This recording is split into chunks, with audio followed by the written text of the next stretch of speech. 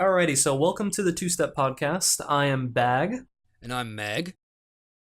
and this is just going to kind of be a general gaming podcast. We're going to talk about pretty much whatever we feel like at the time. It's not just going to be, specifically game here, game there. It's going to be a little bit of everything, whatever rants we decide to take ourselves Oh, on. they will be ranting. So, They will be ranting. there definitely will be ranting, mostly on the side of Mag. Yep. So, Yep. So the first thing we're going to talk about, we're probably just going to do some general topics here towards the beginning. The first thing that we are going to talk about is going to be in gaming, the idea of content versus quality. How much content is needed for low quality and vice versa. So to start out, one of the first games that I think about when I think of low content but high quality was the original Dishonored game.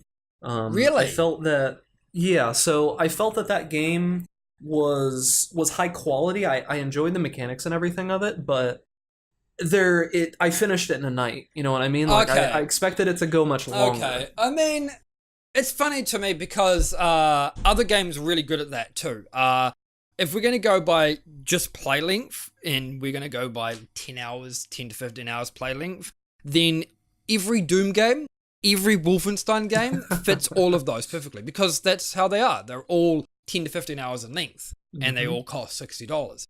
But they don't feel low quality, right? I love all of the Wolfenstein games, all the Doom games. They feel really good. But I don't agree with Dishonored. I don't know. I think that took me like 20 hours to beat. I thought it was really good. But then maybe I'm just not thinking about it. Because Yeah, it's really one good. big thing about Dishonored was for me it was like I'm not a big side quest person. I'm not the type of person who can sit down and play every single quest of every single game. I generally finish the main quest line and do a couple side quests if they seem okay. Okay, yeah, but yeah, that reduces it. Since I do every side quest ever, right? yeah. See, that's not me. Yeah, I'm a completionist. Do everything. Unless I really hate it, right? I'll just avoid Yeah, sure. all escort quests all the time because fuck those. Yeah, something I noticed that I do myself, and the reason that I mainly try to stick to not being a completionist is like games like say like Mario Odyssey, right? So I'm playing that at the moment. Yeah. And the issue that I have is my attention span for the game will end before I'm even close to done with it if I try to actually do everything, you know? It's like I feel like there's just so much stuff that you could do that if I do all of it, I'm not going to be able to get through the game ever. I'm going to admit something really bad here. I bought Mario Odyssey a month ago, and I haven't gotten even like a quarter of the way through. I think I'm at the second zone. And the reason for that is because the entire fucking moon mechanic is really shit. Alright? I don't want to have to fucking find 16 moons before I can go to the next area. It's like, you've beaten the boss! But you can't continue. That's what it feels like. It really sucks. Yeah, I agree. And it's like what happens with me is like, I go into it and I get the moons and you know how there's like the toad there, right? And the toad gives you like the option to go and find where the things are, right? Yes. It's like for me, I sort of like that because of how hidden some of them are. Yes. It doesn't feel like in the older Mario games where it's like, there's a limited amount of stuff to do. You just have to finish it, right? There's 120 stars, like in the original Mario 64. Yeah. There's 120 stars, and it tells you, okay, do this one, this one, this one, this one, and then there's like 5 or 6 hidden stars. In Super Mario Odyssey, there's like 1,000,000. So yeah, they're all fucking hidden. Like half of them are hidden. Yeah. And that's one of the big problems I have with the game is that yes, there is tons of content, but that's a really good example though, because is it content? Is it though? Yeah, exactly. Does that constitute as content when really all you're doing is exploring a map that you've already explored for a moon that you have to find because you cannot progress to the next area unless you get X amount of moons? I don't know, man, because I don't want to go and do that. I like the game. The gameplay is solid. I love the gimmicks that they add and all that crap. Also, the cosmetic system that they added to this game with the coins is really neat. But I don't want to have to go back. I don't like. I'm not a big fan of having to go back through missions over and over again in specific games. The real things here is like action role-playing games are an exception here. But games like Mario and things like Zelda, I never liked backtracking. It feels tedious. I agree, and it pulls me from the momentum of the game. You know what I mean? It's like whenever I have to jump way back into something else that I've already done, I start to feel disconnected from the story instead of it because there's feeling no sense of fluid as urgency in keep anymore. going. There's no sense like, oh no, Bowser's kidnapped Peach, but I've got to go and get 14 more moons. Be right back. Right? Exactly. There you go. Bye-bye. You're gone. It completely pulls you out of the game because you realize, well, there is no sense of urgency here. I can literally just let Peach get completely fucking destroyed. Who gives a shit? Right? And I think that's another thing. A big topic is I feel the same way about a lot of Nintendo's recent Switch games, like the Nintendo ones, you know? Because like you were talking about like Doom and stuff like that earlier. Yeah. I actually really, really liked the new Doom. The new Doom, the 2016 one. Yeah, it was just a big dumb shooter, you know what I mean? And sometimes you need something like that. Which is Doom. Know? It's supposed to be that. I mean, I know they tried something different with Doom 3, but I'm really glad they went back to their roots. Halfway through development, they figured, no, let's not make this another horror game. Because I like Doom 3. But I like Doom 1 and Doom 2 better. Because I'm a fan of those in my shooters. I don't want to have to think about a game, right? I want to sit down, shoot a bunch of fucking zombies and demons, and have fun. And Doom's really good at that. Yeah, I mean, it's like, you know, you can just sit there and veg out and, you know, just shoot, and that's all that you do. There are games, where I feel that it fit. The pacing in that game compared to something like Nintendo's recent games is really, really good. Wolfenstein has the same concept, except for, what is the latest game? Is it The New Order? That's the game name? No, that's not the game name. Isn't it? It's the New Colossus or something. Look, I don't even remember. Let me see here. Don't even remember the name. Wolfenstein 2: The New Colossus. Yeah, okay. So the New Colossus I played and I liked it. I did. But the pacing was off compared to the original game because it's really fast. They speed you through the story. And there's no real time to kind of reflect on a lot of the things, especially because in the new Wolfenstein and the new Colossus, they really want to hammer down the idea of BJ's past. So they have a mention of his father and his mother, and they have that entire side quest. It's not a side quest, but they have that entire plot point. But they speed way too fast through it for the sake of the plot. I actually thought that Wolfenstein, as great a game as it was, the new one, it's too fast-paced. It happens too quickly. It's like, if you're going to put a story in there just for the sake of there being a story, why do it? Why not just be a shooter, you know what I mean? I mean, yeah, especially because the whole backstory of BJ's father and his mother is really interesting. But it ends and begins in about 30 seconds. It just kind of happens, right? Yeah. You watch it, and it just happens, and you go, okay, this is neat. This is cool. BJ, this is cool. BJ hole, right? Great. And then it's never brought up again for like half the game. And then when it is brought up again, without shitting any spoilers, it's again over in about 30 seconds. It's just, and then you have games like Zelda, Breath of the Wild, which is a complete opposite side of the spectrum, which in some regards are way too slow. I thought Zelda was good. I completely agree. I thought Zelda was good. I liked it as well.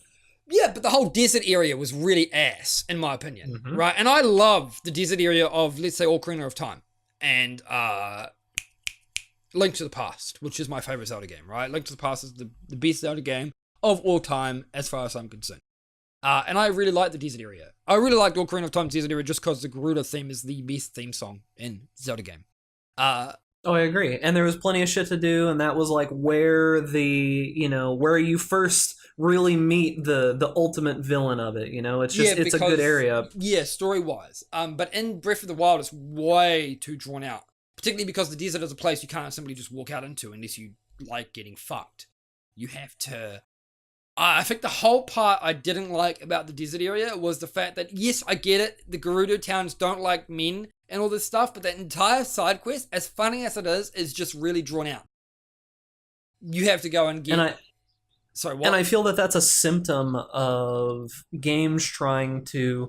Because games recently have tried to force evolve themselves into open world, right? Yep. And Zelda games have...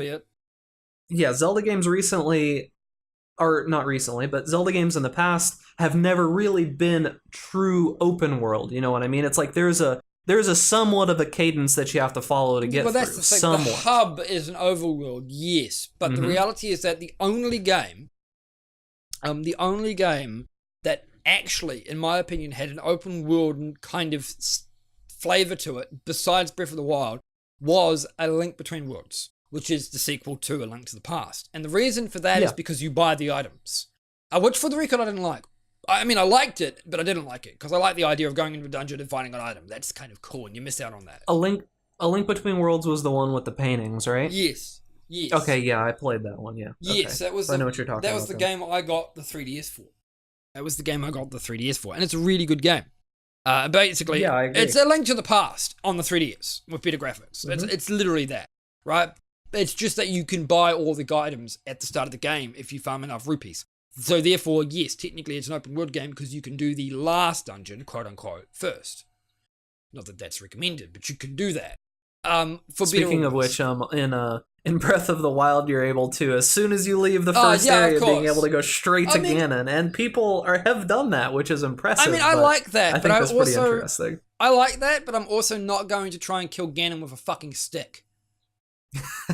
Alright, that's that just kind of seems like trying to beat your head against something that's not really going to happen. What happens when it breaks? Do you just punch him to death? Do you just punch Ganon? It's like the speedrunning strat has something to do along the lines of you use like mechanics to kill one of the monsters in the palace. Okay. And it drops like a big two-handed sword, and you use that to kill him. Okay. So what about the second phase part where you're supposed to use the light bow? Do you get that anyway? So oddly enough, the way that it was spoiler figured alert, out on that, obviously, spoiler alert, it's the way that was figured out is that if you do enough damage to Ganon in the first phase, he actually skips the second phase. Huh. But how does that work when all you have is a shitty two-handed sword that you found from some random mob? It's because speedrunners have stupid strategies and they spend years figuring this stuff out, even though it hasn't been that long. But, we spend years figuring it out for a game that's only just come out this year. Like a couple of months ago. Yeah. But that's one of those things about like difficulty in games where, I enjoy where you can set your own difficulty in some games. Like, if you don't want to do the entire game and you want to push yourself to kill Ganon immediately and you got to figure it out little bits by bit by bit. So that's even worse though because, cool. And again, spoiler alert here, but that's even worse because if you don't do the 4 like laser beam things where you save the 4 other people, whatever, he has full health. Yep. He's got a lot of health and you do not do a lot of damage. Yeah, so it's pretty rough. Oh man, how are you supposed to skip? I don't know. I'm gonna have to go watch that now. It's impressive. Yeah, it's something worth watching. Jeez. On the opposite side of the spectrum, have you ever heard of the game? It's a new game that's been getting very popular recently called Getting Over It. Yeah. Okay. So this is on the complete opposite spectrum where it's just insanely hard difficulty is the content of the game. I have that game. Star friend gave me that game because he wants to watch me play it, right? He wants to watch me suffer is what he wants because that game was made by QWOP developer, right? It was. The same guy made QWOP. And as far as I'm concerned, QWOP is a shitty game. All right, and I agree. And I agree it that is horrible. And Getting Over It is also a shitty game. They're not good games. They are punishment, right? They are what you... Everything that America knows about torture should be rewritten. Instead of putting somebody into a room and blindfolding them and waterboarding them, just give them one of those 2 games and tell them that they have to spend at least 3 hours playing them. And if they win, they're free to go. Because they never will win, right? That's what those games are. They are a psychological experiment in fucking torture, right? And it's the how much can somebody torture themselves with a game that they have to pay for? That's what that is.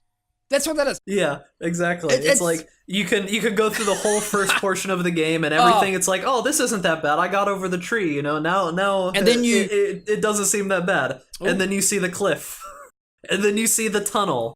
And it's like getting up the tunnel is just, the entire game is just a tutorial up to the point of getting to that tunnel. And then you're like, okay, Yeah, how but do I literally climb a rock face wall to get up somewhere with just a hammer? no, but then you get up to the tunnel and you think, oh yes, I've won! And then you just flip all the way back down to the bottom again. And you're just like, I want to die.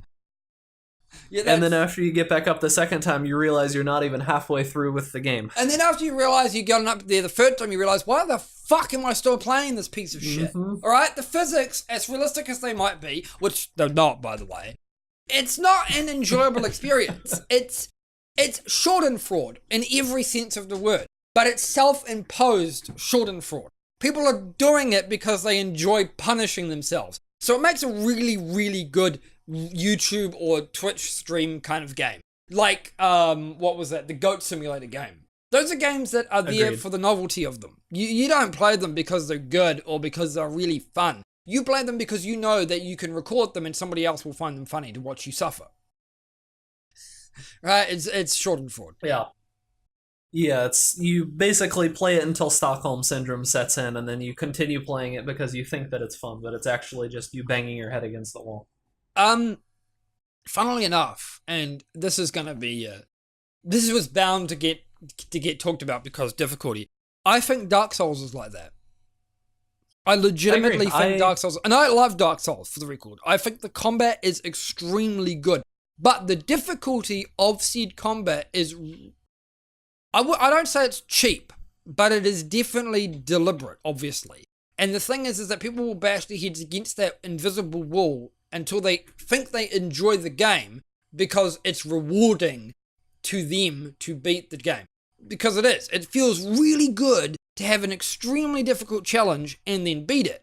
Except for the fact that the challenge is completely self-imposed. It's not like, I don't know, how am I supposed to explain this? It's like the game is more difficult than it needs to be. And it's difficult because of the shock value of it being difficult, in my opinion. It's not a bad game because of that. The combat is really rock solid. But it would be just as good a game. I've said this routinely. If the Elder Scrolls games... And just for a note to interject here, if you're hearing those explosions, it's New Year's Eve right now where I'm at. So yeah, you might be hearing some fireworks in the middle of this. I'll be honest, I thought that was your dog scratching at the door. No, that's fireworks. God, that's gonna happen but yeah, too. Yeah, go ahead and continue. I think I was thinking that if the Elder Scrolls game had Dark Souls combat and Dark Souls level of weapon variety, it would be just as good as Dark Souls. And Dark Souls' main appeal is the fact that it's really hard. And people forget... And see, I'm on the opposite side of the road of you with Dark Souls. I actually do not like Dark Souls at all. I've played 1, 2, and 3. Yep. And the combat to me, even though I understand that it's good per se, I don't like the feel of it. You know what I mean? It's like, for me, it feels very sluggish, and I don't feel rewarded because it feels like more like I'm playing like a tactical game instead of a game where I'm hitting people with a sword, you know? See, it's funny because I think Dark Souls 2 is a better one for that. I think Dark Souls 2 is a much more fast-paced game. And I like the combat better in that game. As opposed to Dark Souls 1 and 3, which I also like. But I don't play melee as much in those games. Because in Dark Souls 3, you can play a full-blown spell, mage, wizard thing. And it's great. But yes, I think those games are popular because the difficulty is a meme, but I think they would be still just as good games if it wasn't so difficult. And it's mainly difficult because it's like playing Contra, right? Where you die because you have no idea what's coming up ahead because of that unpredictable nature. And so you're designed to die, right? The game has been designed from the bottom up to kill you. And you're supposed to learn from that. You're supposed to go, okay, this killed me, I won't do that again. It's literally the Contra of modern day. I don't necessarily think that's a good thing, I guess. But that's it's a very controversial topic to talk about this too, though, right? Yeah, because I'm on that side of where it's like, don't make the game difficult just to be difficult, you know? One thing that I really like about a lot of things nowadays is that the advent of there being difficulties for games. What was the name of that game? It was the oh, I can't remember the name of it, but it was something that's posted on the internet all the time. It's like just the easy mode for when you want to feel like a superhero. You had a hard day at work and you don't want to do anything. What was the name of that? It was the game where it was a Asian themed game, and you had like a sword, and it also had guns in it. No idea. That What was the? What was the? Okay, now I have to look this up. What was the name of that game? This is a professional recording. We do all of our Absolutely. research before and after.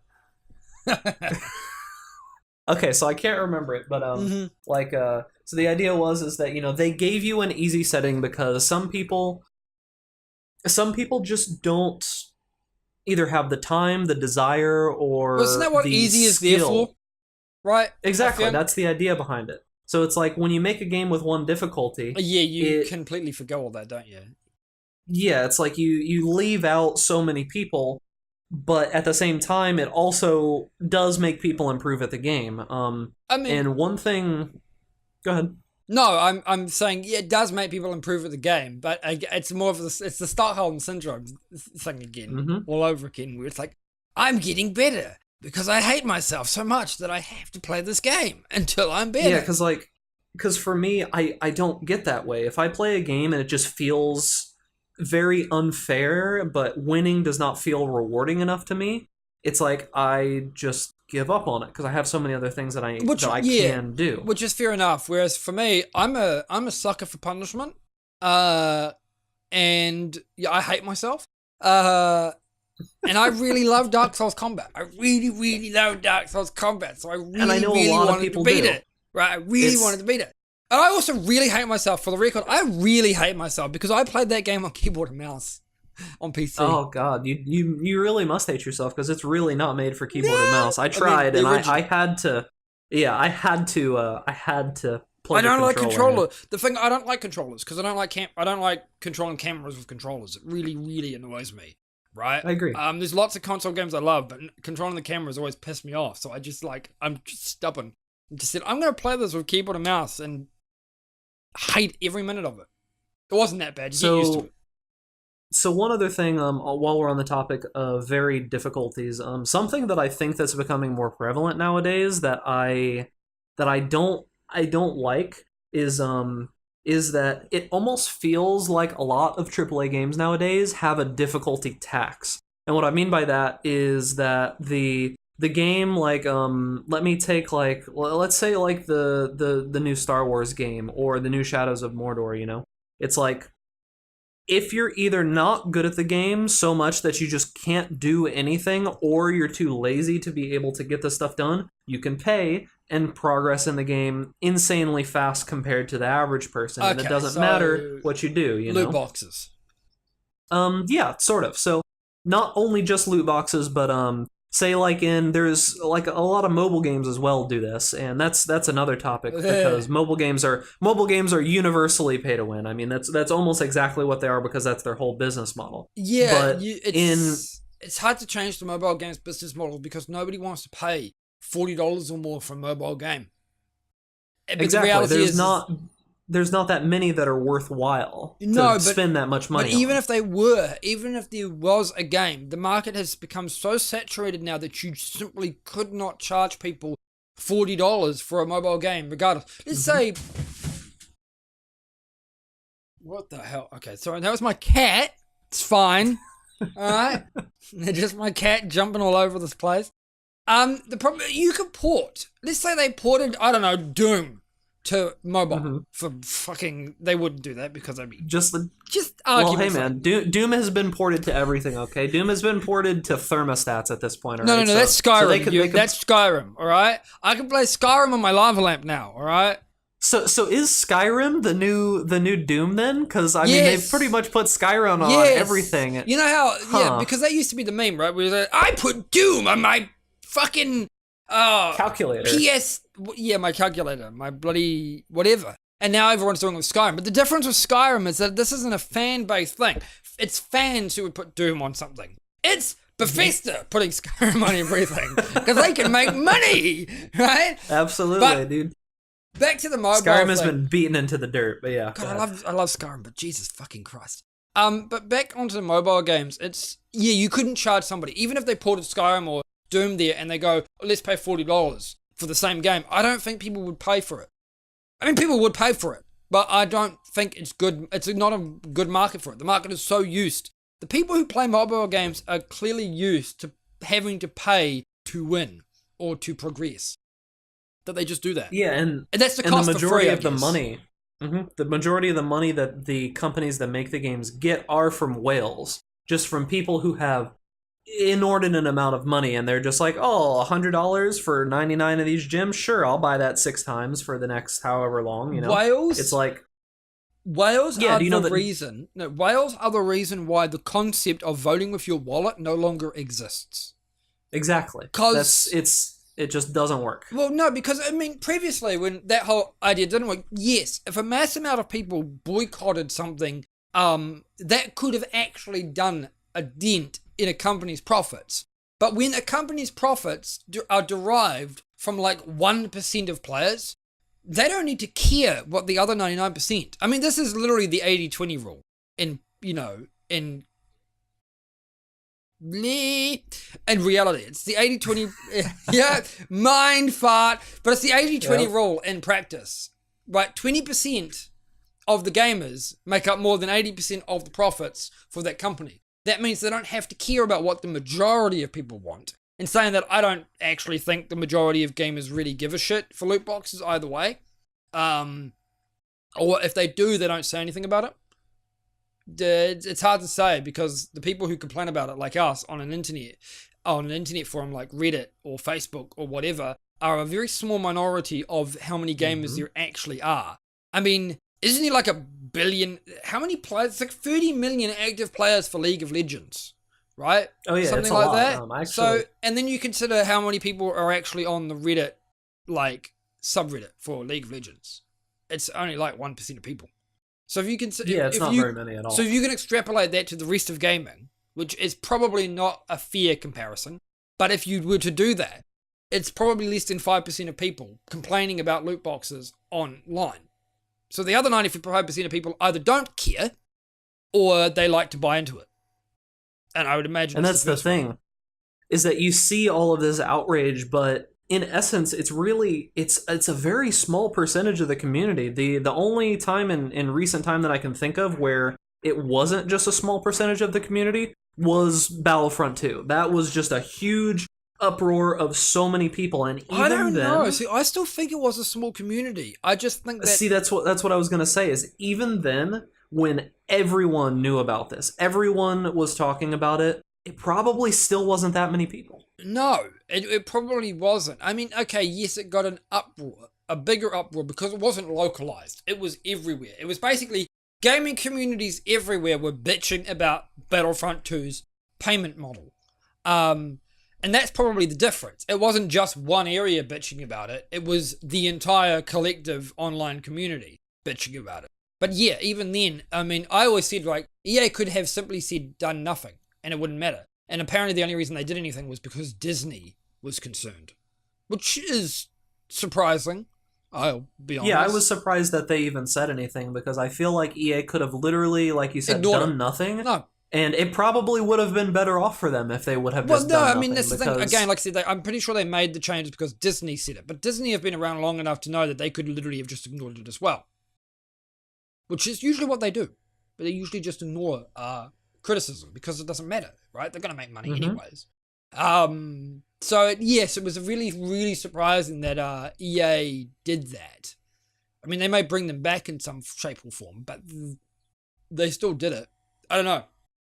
It's weird. Yeah, it was very weird. But with that said, we are about hitting our time limit. So that's going to be it for this episode of the Two-Step Podcast. Once again, the next time we will probably go into a little bit more of a specific thing. But yep. You know, that's going to be it for this episode. If you did like what you heard here, we're going to try to do this at least once a week.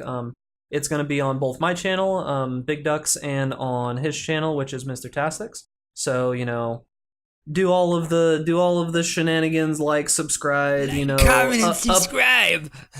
upvote on Reddit. Tell your dog about it. Get those upwoofs. Grandmother, mother-in-law, whoever you decide would like to hear. I have a massive fan base of dogs. Absolutely. Tell all your dogs.